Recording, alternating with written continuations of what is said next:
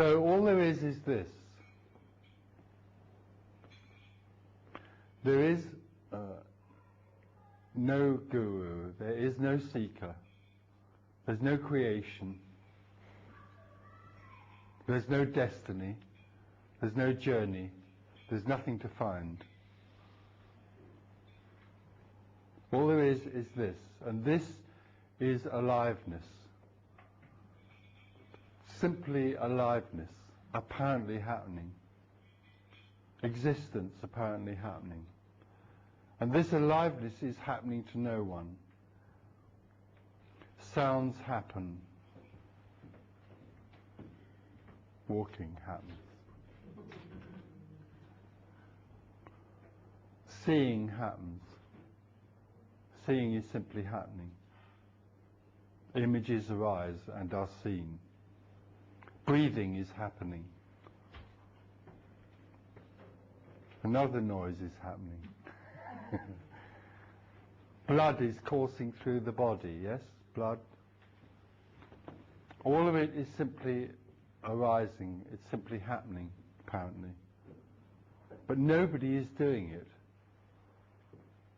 Nobody's doing noises. Nobody's doing seeing. It can't be taught. I can't teach you. No, who can teach you to breathe? Who needs to teach you to breathe? Who can teach you to make the blood run through your body? Who needs to teach you to see? Seeing simply happens. Everything that happens doesn't have to be achieved. It just happens. In the next 3 or 4 hours, you're going to move and ask questions and breathe and drink coffee.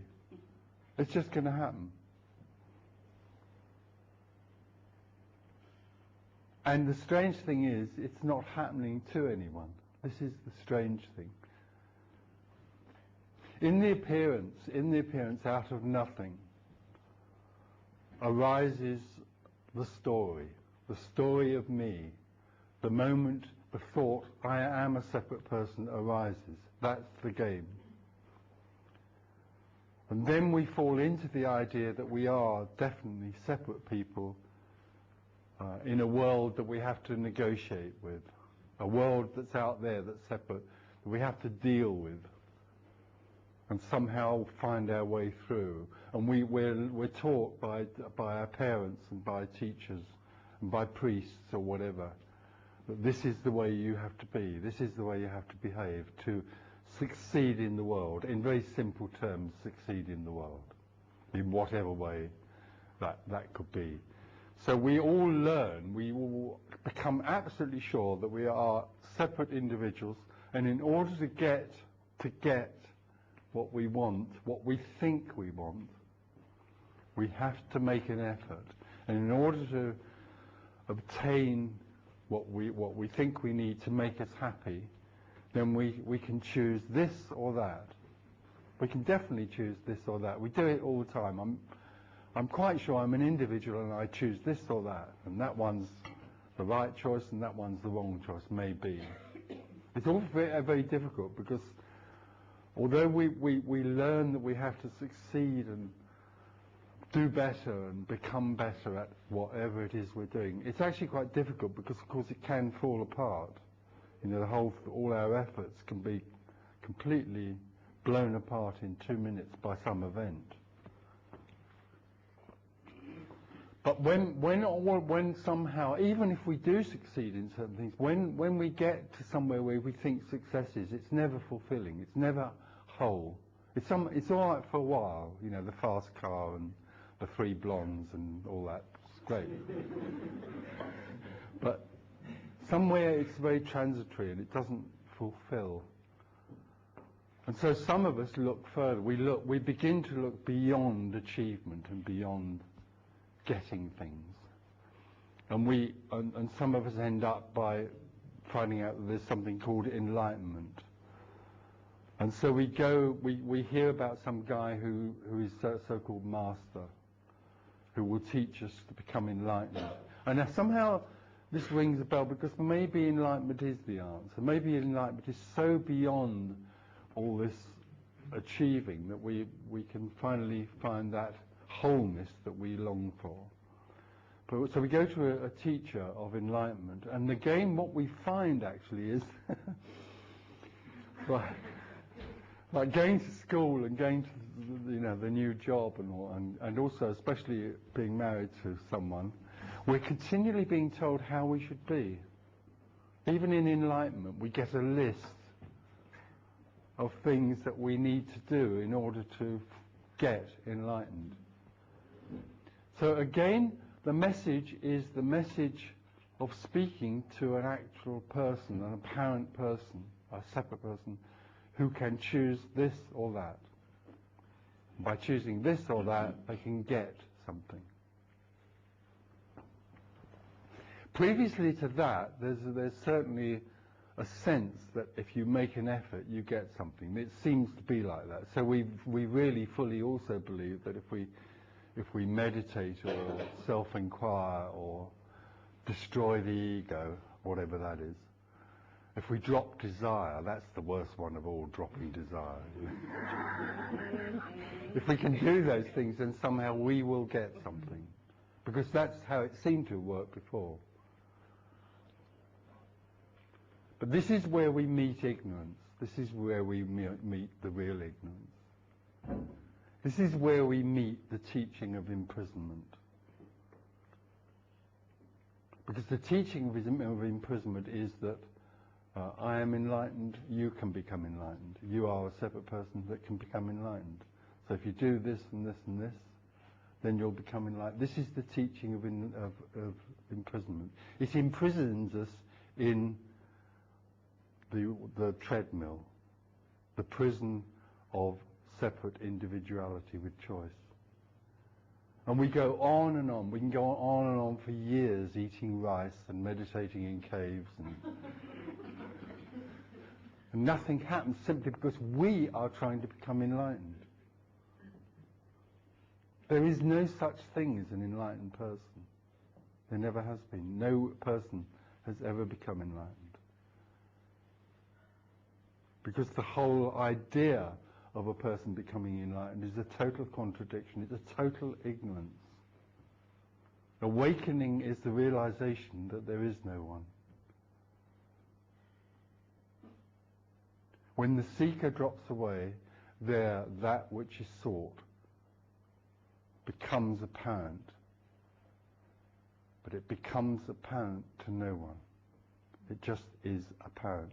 Because of course, it never came and it never went away. That which we seek is always present, is totally constant. That which we long for is already this. It just sits and watches us rushing around looking for it. The imaginary us.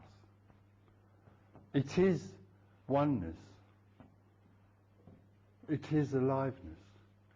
It's nothing like the picture we have or the picture we're presented with about enlightenment. We are, the mind has an idea of what enlightenment is like. It's very beautiful and very still and all-seeing and all-knowing. All problems are no more exist. There's no anger. There's just a lovely sort of fluffy, gorgeous.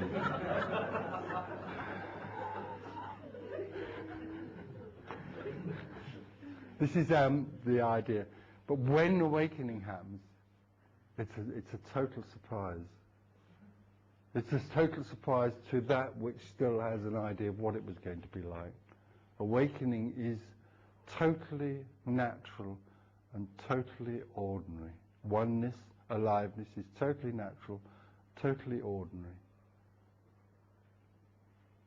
and wonderful. Far more wonderful than this thing here can ever imagine. This thing here has got such a silly idea of what enlightenment or awakening is. But when awakening is seen by no one, it's realized that that liberty, that freedom, the nature of natural seeing is just so colossal. It's boundless. It's boundless freedom.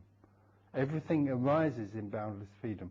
It's falling in love with this We walk round this, walking around simply in love with this, with whatever is. We found at last, well, we haven't found, when we are no more, what is found is the perfect lover. The perfect lover who never leaves, never judges, totally is the expression of unconditional love in everything.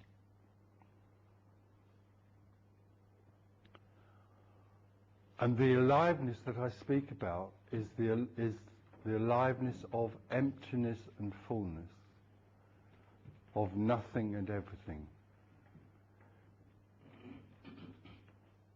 This is the nature of radical aliveness.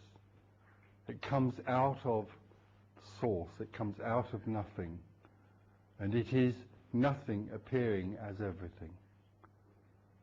So there's a different fullness in it. It's a wholeness that we can't see all the time that we are something, an individual. All the time that we are an individual, we don't see clearly.